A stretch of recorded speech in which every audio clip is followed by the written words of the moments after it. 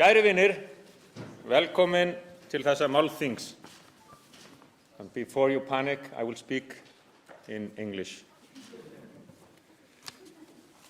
Dear friends, I welcome you all.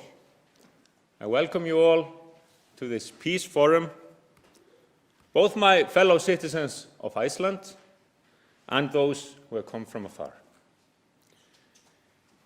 We live in a world where violence is all too frequent, where peace is absent in too many places. We also live in a world of symbolic actions, in a world where people can hopefully be moved to act through powerful imagery or persuasive words. Last week, my wife Eliza and I launched an awareness campaign by Barnaheill, the Save the Children branch here in Iceland. Stop the war on children was the slogan and the ambition. We did our part by putting our handprint on a wall in a mall. Will it do any good? Will this conference do any good? We Icelanders have a saying that words precede actions, but we must never be satisfied with symbolism alone. We must not be satisfied with declarations that consciously or subconsciously only serve to ease our own guilty conscience. And of course, it matters most that the politicians, the policymakers, do their utmost to work for peace, not war. That they help those who need help, defend those who are defenseless, and aid not aggressors who need no aid, but should rather be restrained.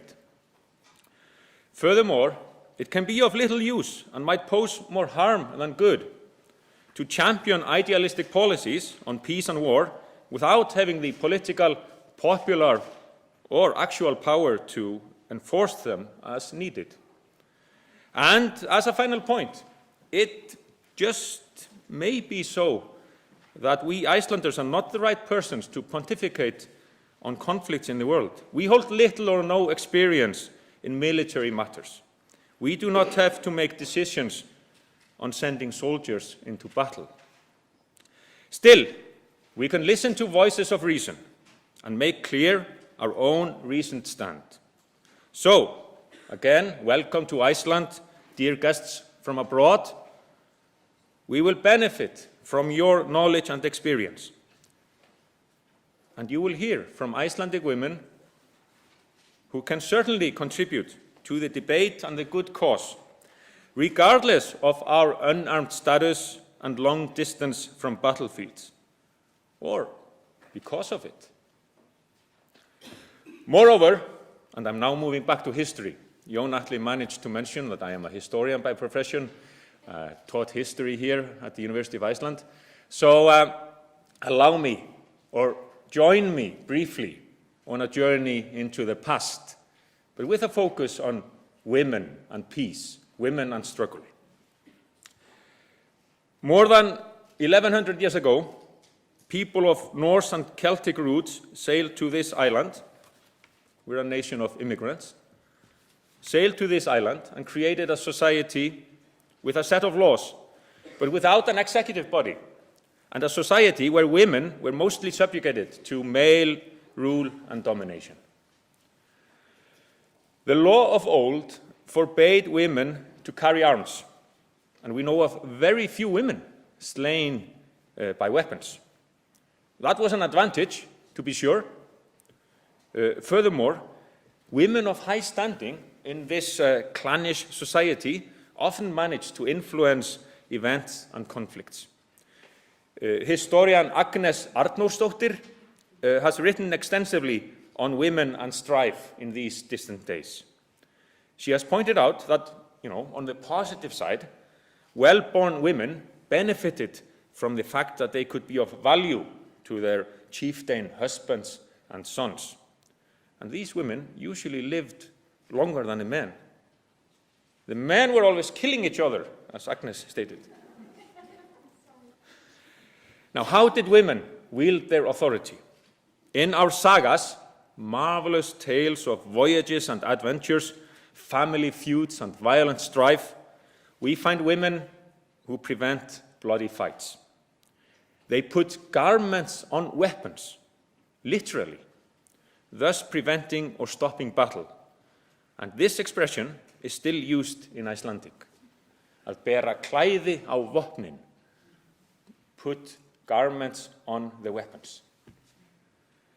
Likewise, tales of the civil strife that ravaged Iceland in the 13th century contain many tales of women who endeavored to mediate in male disputes, begging for mercy on all sides if needed. Wars and conflicts hurt women and children. They did so then, and they do so now. Yet, women, not to mention children, are rarely present at peace talks. And yet, we need people who are determined to stop the fighting, to cover the weapons with clothes. You are the experts. You know more about this than I do. I look forward to hearing from you. One caveat here, though, before we leave the world of the sagas, it must be added that in many tales, we also find women who act on their husbands and sons in classic vendetta style. Garments were not only thrown on weapons, on spears and axes. In the saga of Burnt Njál, and don't worry, I used to be able to talk in 40-minute slots when it came to history, but I can restrain myself. I'm almost done. In the saga of Burnt Njál, arguably the most epic of all sagas, strong-willed and vengeful women abound.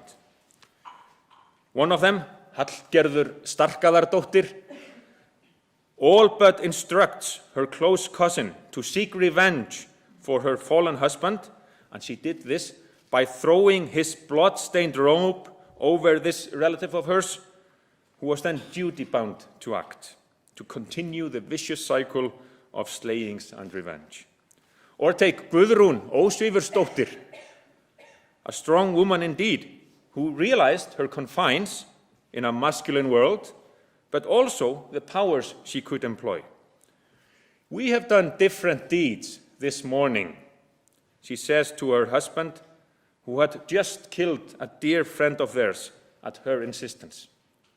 I have spun much yarn, Guðrún continues, but you have slain Kjartan. And she was happy with that. All in all, the main lesson of our sagas is clear. Honor must be preserved. It is manly to fight, and many of the women worthy of mention share such male attributes. And these stories survive the centuries.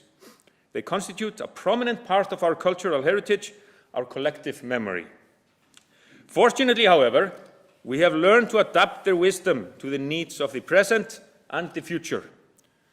In the middle of last century, Halldór Laxness, our Nobel laureate in literature, composed a parody of the reverence for feuds and fighting which permeates so many of the sagas. The blood brothers, Þorgeir and Þormóður, and don't worry, there will not be a test on the names I've mentioned, Hallgerður Starkaðardóttir, Guðrún Ósvífursdóttir, Þorgeir and Þormóður. Þorgeir and Þormóður are central in the story, and one cold evening, Þormóður asks his partner, why he is still awake? Why are you still awake in the middle of the night? I can get no sleep, Þorgeir replies, for wondering where the men may be who are worthy that I should kill them. And throughout his life of incessant assassinations and blind butchery, Þorgeir is mindful of his mother's words in youth, as described by Laxness in this work of fiction based on the sagas. The words of his mother that, never should a true fighting man bring on himself the shame of having chosen peace when there was strife to be had. And furthermore, that a true fighting man never spared women or children on a foray. Clearly, dear friends, it is the men who suffer most in this satire, as well as the outdated notion of brutal masculinity. But confrontational women get their share as well. Today, to conclude, our image of strong fighting women may be found elsewhere. I encourage you, dear friends from abroad, to get acquainted with our sagas. But look at contemporary literature as well, where women and peace are discussed. Look at the novels of Auður Ava Ólafsdóttir or the poetry of Gerður Kristný. And how about one movie as well?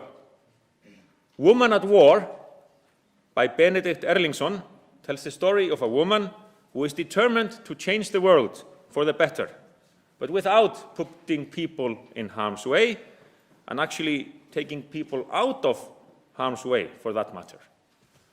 And that is a worthy task. I wish you all a successful forum. Thank you very much.